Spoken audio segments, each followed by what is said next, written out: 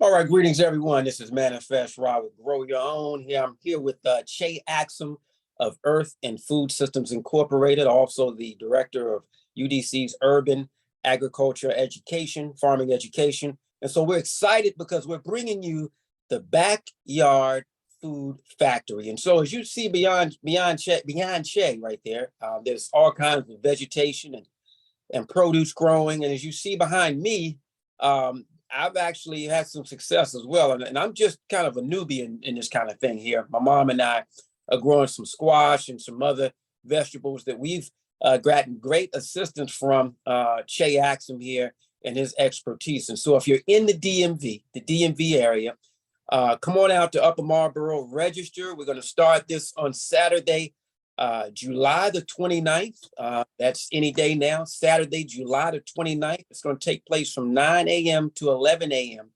4 consecutive Saturdays. And so it's going to be sequential. You're going to learn about raised bed construction. You're going to learn about the soil vitality, the importance of soil, the importance of growing certain crops this time of the year. So without any further ado, we're going to hit just for a few moments here from my good brother, Che Axum. Che, how you doing today, brother? Yeah, I'm doing great, brother, and I'm so excited about this because we're in a very critical time now as far as food security and food production is concerned. So, I mean, just from a large scale to a small scale. So, for example, with the issue of the war in Ukraine, so the Russians have cut off the grain, and so the grain for people, many millions of people who produce bread and need to eat bread every day. So that's going to really slash the prices, slash the availability to make bread. And so that's going to cause a lot of political kind of upheavals in certain countries and things like that. So I've always been a firm kind of proponent of every backyard should be a food factory. I mean, it's very critical times. And there are a few reasons for that. And one of the reasons for that is I say this. So I'm at this garden today. This garden is in Greenbelt, Maryland. So, I mean, most gardens are, pretty productive, but, many of them could be more productive.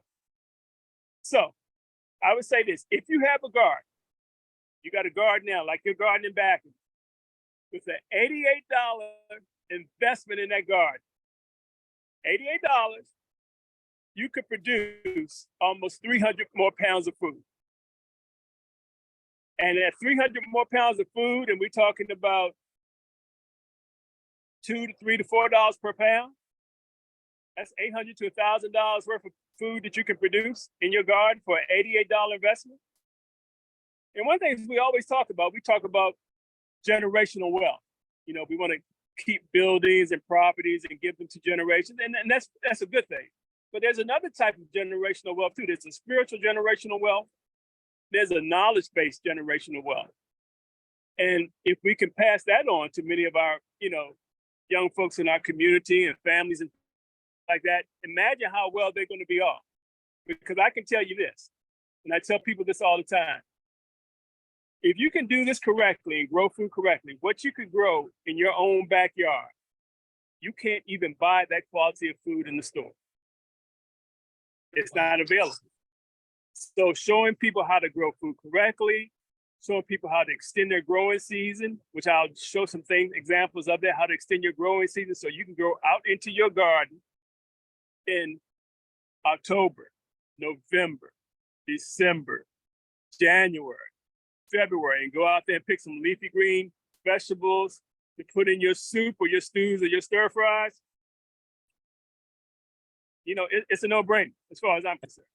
And this is very important because most people, and until talking with you, I had no idea that you can grow in October, November, and December. Now we think, I guess, just mainstream understanding is that, hey, okay, you grow, you get things going in the spring, early summer, and then you have the harvest, and then if you folks that do the holiday thing, they eat well, so forth and so on. But this is a shift in awareness and understanding that what you're saying. And it's always been this way, particularly for these areas where you can grow all year round. That no, you can actually grow most of the year and have food security right in your own backyard. Yeah, we're fortunate and blessed to be in this mid-Atlantic region. So the temperature sometime in climate is somewhat milder. So we can pretty much grow food here 365 days of the year. Now, let me say this. Your fall garden starts in August. It does not start in October. It does not start in September. It does not start in November. You got to plant that fall garden in August. And your main objective is this. You get the crops in there, like the brassica plant family, like collards, kale, broccoli. You can get some kohlrabi in there. You can get some arugula in there. You get some leafy green things like that that can withstand low temperatures. So, but the ideal and the main premise of this is to get at least 80 or 90% growth on those plants. So they're very vigorous and robust. And so they will withstand the lower temperatures and later on in the back of the season. So if you were to start these later on in October, November, they wouldn't have that much growth on them. So when you get a real kind of challengeable kind of growing season at the end of the year, where it gets frost or early freezes and things like that, if they don't have that robustness, those plants don't have that robustness and vigor and health, they will not survive the winter. That's why your fall garden starts in August. And we'll show you in this class, we'll show you which fall crops you need to be growing, which fall crops you need to be looking at to growing, and how really to extend your season, how to put covers and hoops over your garden in the field or in your beds to really extend your garden season up into the backside of the calendar and even into like January, February, and March. But that plant production starts in August. It doesn't start later on. Now let's talk about something else because we got a few more moments here. The importance of food quality. We talk about food security, but there's some, oftentimes we go to the supermarket, and we're not going to name names here, if you will, but we're not always getting the best quality of foods. I mean, we don't know where they're coming from. We don't know, pesticides, any of that. Tell us a little bit about the importance of us growing our own with our backyard. Well, one of the things manifests is that, a lot of crops, when farmers are growing crops when they're not too close to this region, they might be in North Carolina, they might be in Florida, they might be in California. They really have to pick their stuff early if they want to ship it to this region. So what happens when you pick early, a lot of the nutrient density of that crop isn't able to be developed because that crop is picked, it was picked too early. So when you let your crops in the field that you grow on your own in this region kind of mature to the right time, you get the full nutrient density of those crops. So also when those crops are picked in California, North Carolina, wherever they're coming from, the moment they pick that crop, the clock starts ticking. The nutrient density of that crop starts going backwards. It starts going backwards. You got all these things in the crops. You got phytochemicals. A lot of the minerals will stay there if they are there, but you got so many other things in the crop which will start to decline once you pick that crop. So it's always best to grow in your region best you can and grow it as well as you can. The pesticide issue, the herbicide. So I'll show you in this class how to just kind of protect plants organically. There's so many things that you can do that you don't really need to do. You don't need to spray plants for pests. There's so many things you need to do. And one of the things I would teach you to do is kind of those particular insects, you need to have an intimate understanding of their cycle, their life cycle, how they form, how they decline, how they lay eggs, and all of these things like that. So I'll go over all of that in the class. Wow, so they should bring a little notepad, right? Where they can take notes. Yeah, you know what? When I was in school, when I didn't bring a pad or paper to school to class, I was in trouble. The teacher would call my parents. They would say, "Man, your son is coming to my class. They don't have paper or pencil. What's going on?" So the same way. Yeah, you come and take notes. Please take. I'll have some information to give to you, but please come and take notes because sometimes I'll be talking. I'll go off to the class when I'm scheduled to talk about, but there's things that might pop into my head. I've been doing this for 30 years, so there's some things that pop into my head. Sometimes, oh yeah. This is that. Oh yeah, this is another thing you need to look at. So, and then write those things down. Yeah, come prepared to take notes. Great. So I'll bring some pencils. I'll bring some pencils. But if they bring the paper and the pad, I got them covered. I'll bring some pencils. Outstanding. So in these 4 classes, in a nutshell, quickly, what are people going to get from class 1 to class 4, A to Z? What should they be when they leave this 4th class? What should they have within their understanding? Well, interestingly enough, I mean, this class that we're starting now is basically from A to Z. So at the site where we're having the class, we have some bare ground. We have some bare, like if you have a yard, you have some bare ground, and we've covered that with a type of tarp to kill the weeds. So all that underneath the crop, all underneath the tarp, we're going to pull that back, and I'm going to show them how to start, many of them, how to start their garden. This first, especially this first class, is really how to really start this growing season from A to Z, like bringing in the soil, maybe doing some double digging. So we'll be really looking at a principle of agriculture called biointensive agriculture.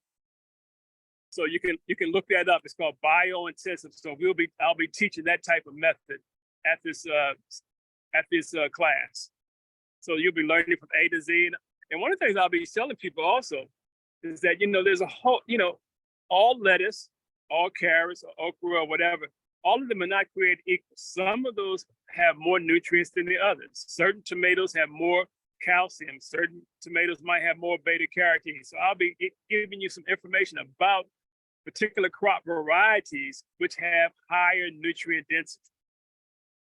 Che, outstanding. What are some of the real quick? What are some of the vegetables that actually are perfect in terms of growing for the fall season? From my understanding, cabbage, broccoli, carrots. But give us a few more things that we love to eat that we'll be growing. Well, the thing about this, going into the fall season, we want to really pick these crops which have some temperature tolerance, because we know now in this region now, and you can ask yourself this: when is the first date that you think you might get a frost? It's coming. That's a test for you, brother. What's the first frost date? I mean, maybe November or something. I don't know. Okay, well, actually, it's October. Sometime in October. So what we need to do is find out if you want to put something in the ground now, whatever you put, if you want to grow a tomato now, it needs to produce before that frost date. But what we'll do right now, we'll show you crops that you can put in now and in August, which really don't have to worry about the frost date, because once they're growing, the frost won't really affect these crops. And many of those crops are in the brassica plant family. There's some lettuces there, there's probably some other crops there, but many of them are leafy green, the broccolis. You might be able to do some Brussels sprouts. There are a lot of things you can do, but they are in the same plant family, which can withstand lower temperatures. But it's ideally, and it is imperative that we get these crops started in August and get them growing vigorously and have enough leafy material on them so they can withstand that lower temperature, which is coming in October, and it is coming. Now, last point here. Okay, you talked a little bit about the $88 investment here, or with $88, how that can bring $800, maybe even thousands of dollars worth of food, so to speak. This class, these classes, put it out there, only $50 per class. And so if you register for all four, what we notice you're going to do, you get a $25 discount. So you're talking about only $175 for four classes. This is a hands-on class. It's not a virtual class. Something that you're watching online. This is bringing your hands and your feet, putting your hands in the dirt. We probably wear some gloves, putting your hands with gloves on in the dirt, asking questions, real time, all those kinds of things, real hands-on, something that would probably investment would be easily thousands of dollars. Only $175, $50 per class with a discount. But tell us a bit about that $88, equation that you talked about earlier, and how this is a small investment that can pay large dividends for people. Yeah, I mean, like I said, again, the $88 investment that you would invest in, say, after we show you how to do a garden and you really get that down. So next year or this year, if you have a garden, $88 investment on particular things, particular amendments and seasons, things like that, you're going to produce another 300, maybe 300 pounds of food in that garden. And if you equate that to, if you take that poundage and you equate that to the food in some of the high class kind of stores that we go to buy organic food, you can see you're talking about at least, $500, $600, $700. So that, but then again, I talked about generational wealth, material generational wealth. This is kind of like material, but it's like philosophical, spiritual, and other types of wealth which you can transfer to members of your family and members to community. So, this is, it's invaluable. It's invaluable because our food situation is not going to get any better. You're thinking that the vegetable price is going to go down, or the food's going to be more nutritious in the store. That is not going to happen. This is a miracle on the planet. It really changes the whole thinking process of capitalism and how it really approaches food production. So this is your time, everyone. Backyard Food Festival. This is your time to grow your own. We have Axum, food expert. He's been at this for 3 decades now. He's seen it all. And so I'm very excited. I'm very excited about growing my own. You should be excited about growing your own. This is an opportunity to literally take matters into our own hands, up close and personal. It's going to be in Upper Marlboro, Maryland. So if you're in the DC, Baltimore, Virginia region, even West Virginia, come on out. It's going to be Saturdays from 9 a.m. to 11 a.m. We'll get started early, not too early, but early enough, 9 a.m. to 11 a.m. And bring your little notepads. You're going to have your pencils there. And we're going to have a lot of fun growing our own and creating our own backyard food factory. So whatever we do at this location up in Marlboro, you will simulate that in your own backyard at home. So I'm excited. Any closing words, Jay? I mean, well, this coming to this site where we're growing, I mean, there's a whole operation there. So I'm going to show you how basic gets started, but then we have some really advanced growing that's going on there.